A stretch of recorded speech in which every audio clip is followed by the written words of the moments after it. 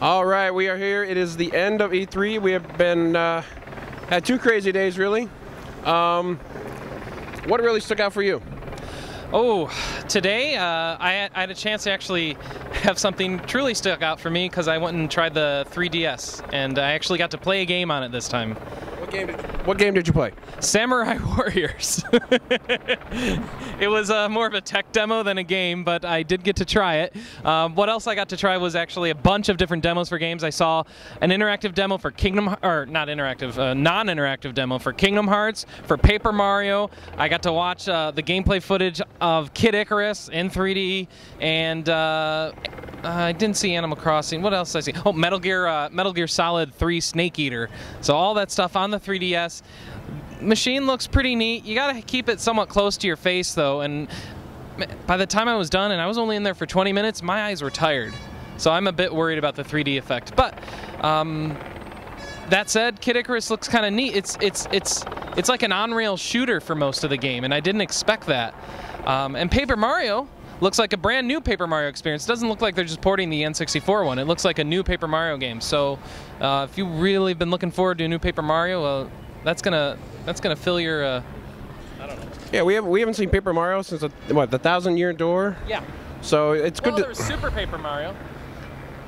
What's that? I thought that was before. Oh, you're right. All right, with the flipping of the 3D and the 2D. Yeah. I finally got to play Zelda.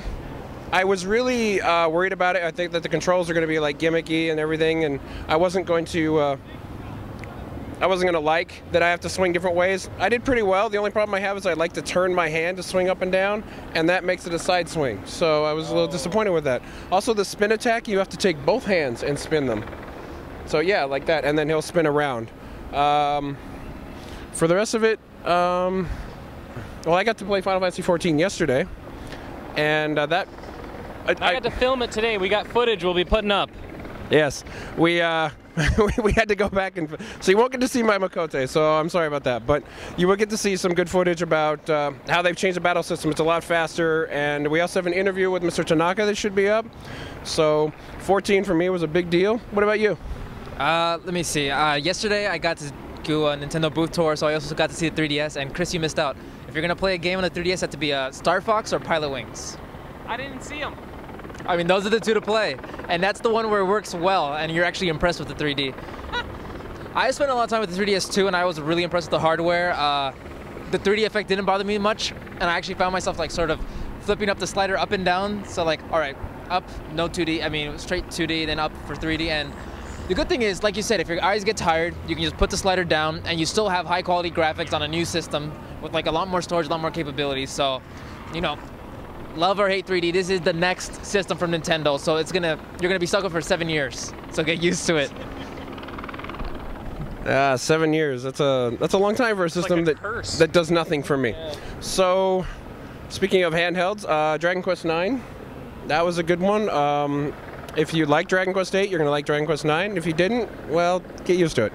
You got to play dress up, right?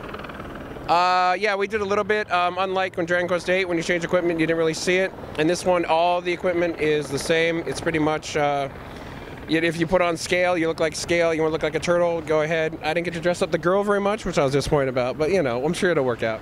You get to make your own party members in that game, it looks like. Yes, it did. I was being helped by a nice blonde girl, and I was like, I'm going to make a blonde girl for my party. So she helped me make one look just like her. It was very nice. Let's see. What else did we... Well, we were able to play Golden Sun. Golden Sun, yes. We have about 20 minutes of footage that we'll put up today. Well, I don't think I'll be going up today, but talk about the plane. Oh, yeah. I forgot I'm the one who did that, wasn't it? It's been a long show. All right, so for the most part, if you've played the first 2 Golden Suns, it's going to work out pretty well. You got the Djinn. They still have their abilities. You want to use them, manipulate them around the field. We had a fireball and a move ability. The move ability was big in the first 2. And then they were like, all right, if you're done with that, you can go on to the battle. The battle was just, 3 rounds of these are different monsters. Go ahead and try to kill them. First ones I was kind of like, whatever, skills, attack. And then at the end it was like, all right, you got this huge, I think it was an ogre or a giant. Yeah. Yeah. And so I had to actually remember to use, you have to use the Djinn, and then they become rested. Not rested. They become ready, and then you can summon them, and they become rested. So I forgot that whole system. I had to relearn. But basically, you get these nice 2-screen summon attacks, and they do some nice damage. Did you see anything else on the DS you liked? Yeah, I checked out those 2 games, and I really enjoyed it. Golden Sun was great. To sort of prep you and teach you those skills again, using your psychic abilities or psi abilities in the environment. We had to run through an obstacle course. Did you enjoy that? Except for the part where I had to climb a tree. That was rather difficult. Yeah, I actually climbed it by accident. I just walked towards it. I'm like, okay, I have to climb the tree. I get it. Yeah. On the DS RPGs, no, but I did check out some interesting things for people like Heroes of Might and Magic on DS. Tell us more about that. We saw Clash of Heroes, not a port, the enhanced, upgraded Plus version that's going to Xbox Live and PSN. And it's just, if you liked Clash of Heroes on DS, this one's just higher res graphics, completely. They retweaked all the units. Great new animation. Some of these monsters have like 120 frames of animation, like per attack. Wow. There's online play, 2-player and single, like 1-on-1, 2v2. Really, they took all the feedback that fans and critics like us had, and they said, you know what, we're gonna do this on a 360 and PSN. We're gonna do it right. Oh, and they were very happy to hear that RPGamer liked the game, and they actually mentioned Adrian and Sam by name. Yes. So from Capybara. Yeah. Yeah.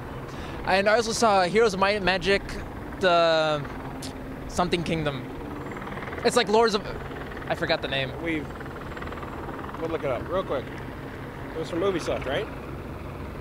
It just says Heroes Kingdoms. All right, Heroes Kingdoms, that's the one. And imagine Lords of Ultima, but with more RPG elements, more to do, an actual goal, for alliances to actually win. It's broken up into 6-month seasons, and each alliance is trying to win that season. So this is an online strategy game in the browser? Free to play, a browser-based game, and you can even play it on your iPad, Chris. Ooh, all right. So it's actually, just imagine everything you want from Lord of Ultima, more depth, more options, more, if you don't, it seems like there's only 2 paths right now, either conquer people or do some economic stuff. Now you have conquering people, economic stuff, you have honor systems, you have different races you can pick, so elves, magic users, hell people, angel people. It feels more than just like Facebook or Farmville for adults? It's Farmville for adults on acid. On acid. Okay. Assuming you like RPGs, of course. Yes.